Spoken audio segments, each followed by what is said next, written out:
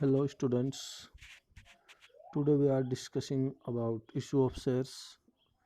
You know that we are reading this chapter last 5 या 6 days. आज हम पढ़ेंगे इसमें under subscription of shares. Under subscription of shares में क्या है कि कभी कभी ऐसा होता है जो शेयर्स लेते हैं मेंबर्स वो कम अप्लाई करते हैं, यानी कि जो कंपनी है वो इशू करती है ज़्यादा शेयर, बट क्या होता है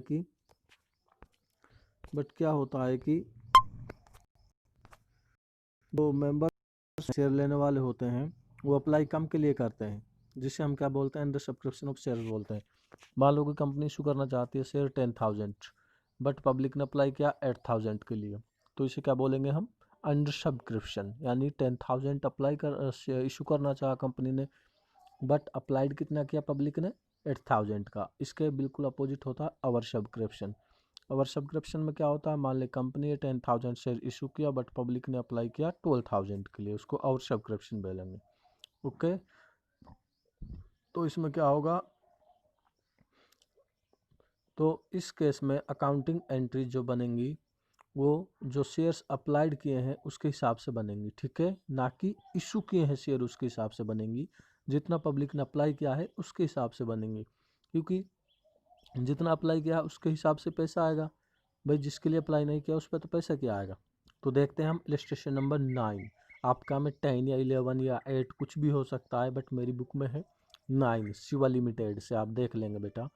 शिवा लिमिटेड में पढ़ता हूँ, शिवा लिमिटेड इशू किया 20,000 shares of 10 rupees each at a discount of 10%।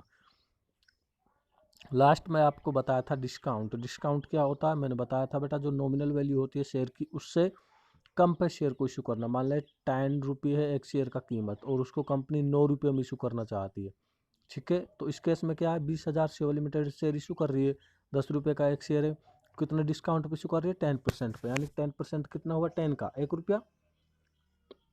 भाई 10 रुपये का 10% कितना हुआ, 1 रुपया। तो 1 रुपया डिस्काउंट कम हो जाएगा तो एक शेयर कितने का पड़ेगा, 9 रुपये का। ठीक है, आगे बढ़ता हूँ।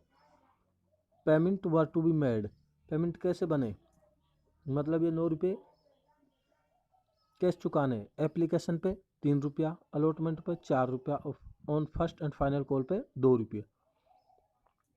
देख लो 9 रुपये हो गए, एप्लीकेशन पे 3 आ गए, अलॉटमेंट पे 4 आ गए, फर्स्ट एंड फाइनल कॉल पे 2 आ गए, यानी 3 4 7 और 2 9 रुपये हो गए। ओके, नेक्स्ट पढ़ता हूँ मैं। Application were received for 18,000 shares. देख लो बेटा आ गया, एप्लीकेशन कितने आए कंपनी के पास, यानी कि कितने अप्लाई किए पब्लिक ने, 18,000 शेयर्स के लिए अप्लाइड किया। यानी कि कितने पब्लिक ने मांगे थे सिर्फ शेयर कि हमें तो 18,000 चाहिए, लेकिन शिवा लिमिटेड कितना इशू करना चाह रही है, 20,000। ठीक है, 2,000 कम आ रहे हैं तो क्या बोलेंगे इसको, अंडर सब्सक्रिप्शन। आगे पढ़ता हूँ। एंड ऑल वर एक्सेप्टेड, सारे के सारे एक्सेप्ट कर लिए गए, यानी 18,000 एप्लीकेशन थे शेयर के लिए, एक्सेप्ट कर लिए।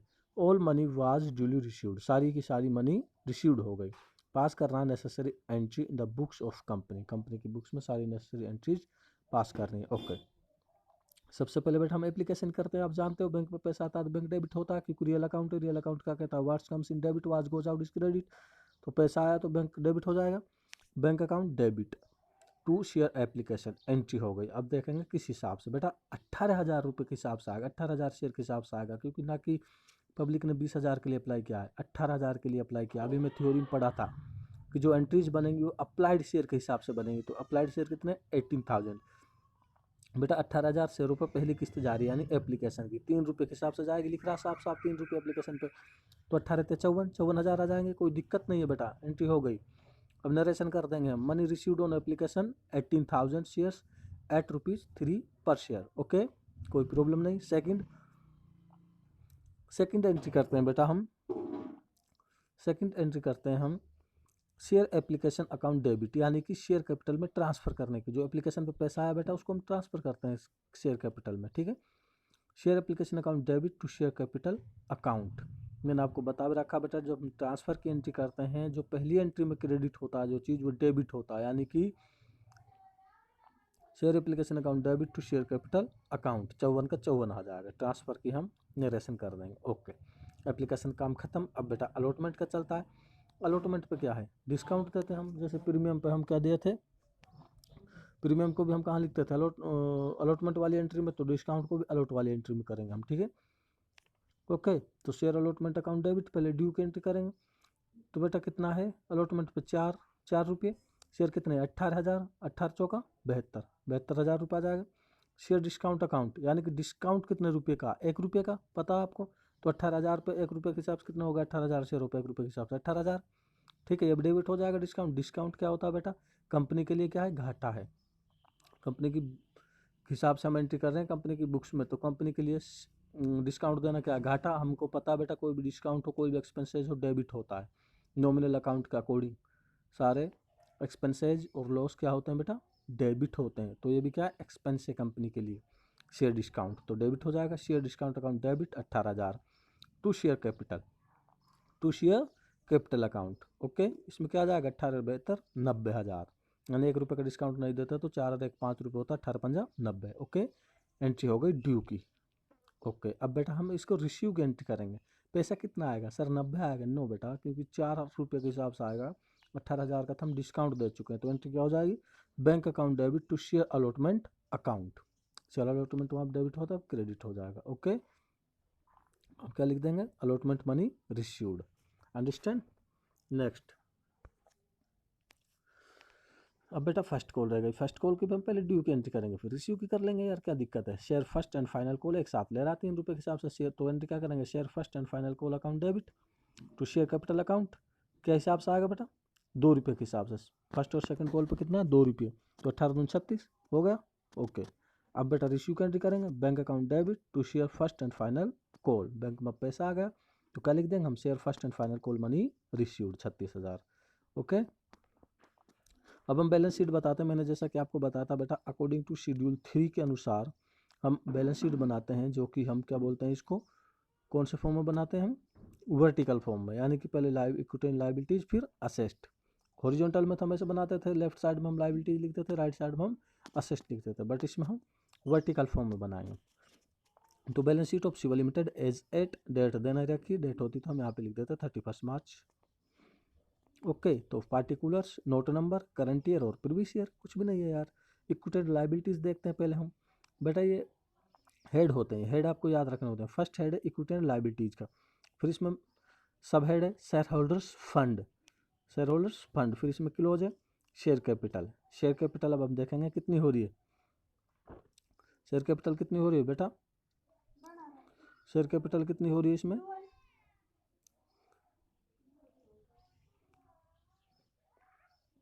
शेयर कैपिटल हो रही है इसमें 1,80,000। अभी आई कहाँ से सर, नीचे से आएगी, नोट्स टू अकाउंट से आएगी, इसे देखेंगे हम। Asset second asset, other current है, नॉन करंट असेस्ट हेड आएगा। तो अनअमोर्टाइज एक्सपेंसेस, बेटा अनअमोर्टाइज एक्सपेंसेस बोलते हैं ऐसे एक्सपेंसेस जो भविष्य में हमको कोई बेनिफिट नहीं देते, उनको अनअमोर्टाइज एक्सपेंसेस बोलते हैं। जैसे कि ये डिस्काउंट वगैरह। करंट असेस्ट, करंट असेस्ट क्या है इसमें, cash and cash equivalent, cash and cash equivalent को हम करंट असेस्ट मानते हैं। करंट असेस्ट क्या होता है, जैसे बेटा डेटर्स हुआ, आपका कैश हुआ, बैंक में पैसा हुआ, ये सब क्या है, करंट अकाउंट, करंट असेस्ट। तो 1,62,000 है सर। आय कैसे अभी बताते हैं, नोट्स टू अकाउंट में देखिए बेटा, हम इसमें क्या करते हैं, सारी की सारी जो मैंने आपको कैपिटल के टाइप पढ़ाए थे, शेयर कैपिटल, इशू कैपिटल, ठीक है, subscribe capital, subscribe but not fully capital, in capital के मैंने आपको टाइप पढ़ाए थे, तो उस हिसाब से हम लिखते हैं। तो सबसे पहले शेयर कैपिटल, शेयर कैपिटल में क्या आएगा, इशू कैपिटल। इशू कैपिटल कितनी थी बेटा, 20,000 शेयर, 10 रुपये का एक, 2 लाख रुपये हो रही थी इशू कैपिटल तो।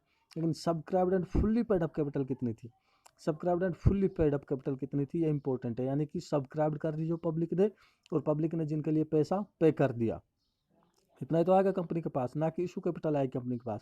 तो 18,000 शेयर थे जो पब्लिक ने लिए थे 10 रुपये के हिसाब से, तो कितना हो जाएगा, 1,80,000। कितना हो जाएगा, 1,80,000। वो बात अलग है कि कंपनी ने डिस्काउंट दिया था, उसको हम अलग लिखते हैं असेस्ट में। तो 1,80,000 क्या आ गई आपकी subscribed and fully paid up capital. तो शेयर होल्डर फंड में जो शेयर कैपिटल है वो कितनी लिख देंगे, 1,80,000, ओके। और अनअमोर्टाइज एक्सपेंसेज लिखेंगे, शेयर डिस्काउंट कितना दिया था हमने, 18,000, तो उसको असेस्ट में लिख देंगे अनअमोर्टाइज एक्सपेंसेज, नोट नंबर 2 में 18,000 आ जाएगा। अब करंट असेस्ट देखते हैं बेटा, कैश एंड कैश इक्विवेलेंट कितना आ जाएगा, 1,80,000 में से 18 गए तो कैश एंड बैंक, बैंक में कितने पैसे बचेंगे, 1,62,000। तो क्या बोलेंगे इसको, cash and cash equivalent 1,62,000, okay. तो आप देख सकते हैं बैलेंस शीट में इक्विटी एंड लायबिलिटीज़ का टोटल भी 1,80,000 है और असेस्ट साइड में 18,000 और 1,62,000, इधर का भी 1,80,000 है, यानी कि टोटल ऊपर नीचे करते हैं हम। ठीक है, इक्विटी एंड लायबिलिटीज़ का भी 1,80,000 है, असेस्ट का भी 1,80,000 है। नीचे पढ़ लीजिए बेटा क्या दिया हुआ है, इंपॉर्टेंट है ये, स्टार लग के जो लिखा हुआ है, ये लिखा हुआ मैं पढ़ता हूँ, शेयर इशू एक्सपेंसेज, यानी कि शेयर को इशू करने में जो खर्चे लगे। अंडर राइटिंग कमीशन, बेटा कोई भी शेयर को बेचने के लिए कंपनी अंडर राइटर अपॉइंट करती है, जो उसको कमीशन देती है उसको अंडर राइटिंग कमीशन बोलते हैं। दोबारा बताता हूँ मैं, कंपनी किसी ऐसे बंदे को अपॉइंट करती है या किसी फर्म को अपॉइंट करती है कि भाई मेरे शेयर को सेल करा दो, तो उसको हम अंडर राइटर बोलते हैं। तो उसको जो कमीशन दिया जाता है उसको अंडर राइटिंग कमीशन बोलते हैं। ऐसा खर्चा हो, डिस्काउंट दिया हो शेयर पे, तो ये, और इसी प्रकार का कोई खर्चा हो तो ये स्पेशल नेचर के आइटम कहलाते हैं। ये AS 26 यानी अकाउंटिंग स्टैंडर्ड 26 से बाहर हैं, यानी इंटेंजिबल असेस्ट से बाहर हैं, इनको हम इंटेंजिबल असेस्ट नहीं मानते। These item can be amortise हो सकते हैं over the period of the benefit, यानी कि जब तक ये बेनिफिट देते रहेंगे तब तक इनको हम अमोटाइज करेंगे। नॉर्मली इनका पीरियड 3 to 5 ईयर्स होता है, यानी कि 3 से 5 साल तक हमें क्या देते हैं, फ़ायदे देते हैं। बेटा ऐसे एक्सपेंसेज है जो भविष्य में बेनिफिट देते हैं कंपनी को। सर कैसे देंगे, बेटा जब हम शेयर इशू करेंगे, उस पर कोई खर्चा करेंगे तो हमें शेयर से क्या मिलेगी, पैसा मिलेगा, तो बेनिफिट हो रहा है। इसे अंडर राइटिंग कमीशन, बेटा हम किसी बंदे को अपॉइंट करेंगे अंडर राइटिंग कमीशन के लिए, हमारे शेयर को सेल करवाएगा, तो उससे हमें कब मिलेगा, जब शेयर हमारे सेल होंगे तो हमको बेनिफिट मिलेगा। मान हम डिस्काउंट देंगे शेयर को, 10 रुपये के शेयर को 9 रुपये में बेच रहे हैं, तो उसको क्या होगा, ज़्यादा से ज़्यादा पब्लिक उसको अप्लाई करेगी हमारे शेयर को, तो उससे बेनिफिट होगा। तो ये बेटा अमोटाइज एक्सपेंसेज है जो कई साल तक इनसे बेनिफिट मिलता है, नॉर्मली 3 से 5 साल तक। और अनअमोटाइज एक्सपेंसेज का अमोटाइज पोर्शन होता है एस एक्सपेंसेज का। बेटा अमोटाइज होगा एक पोर्शन, दूसरा पोर्शन होगा अनअमोटाइज, यानी कि जो अनअमोटाइज रहेगा जिससे हमें फ़ायदा नहीं मिल रहा, तो ऐसे एक्सपेंसेज जिससे हमें फ़ायदा नहीं मिल रहा जो अनअमोटाइज है वो दिखाया जाएगा अदर करंट या नॉन करंट में, अदर करंट या नॉन करंट असेस्ट में दिखाएगा वो, अदर करंट या नॉन करंट असेस्ट में दिखाया जाएगा। असेस्ट डिपेंड करती है whether the amount will be amortise in the next 12 months और देयर आफ्टर। असेस्ट डिपेंड करती है बेटा कि अमाउंट अमोटाइज हुआ है 12 मंथ में या उसके ज़्यादा बाद में। तो 12 मंथ में हो जाता है बेटा, उसको तो हम 12 मंथ से ज़्यादा में होता है जो अदर करंट या नॉन करंट असेस्ट बोलते हैं, जो 12 मंथ में हो जाता है, तो उसको अनअमोटाइज एक्सपेंसेज का पार्ट मान लेते हैं, जैसे 18,000 यहाँ पर आया है। ओके, अच्छे से नोट करेंगे और बेटा समझेंगे। हो गया आपका ही।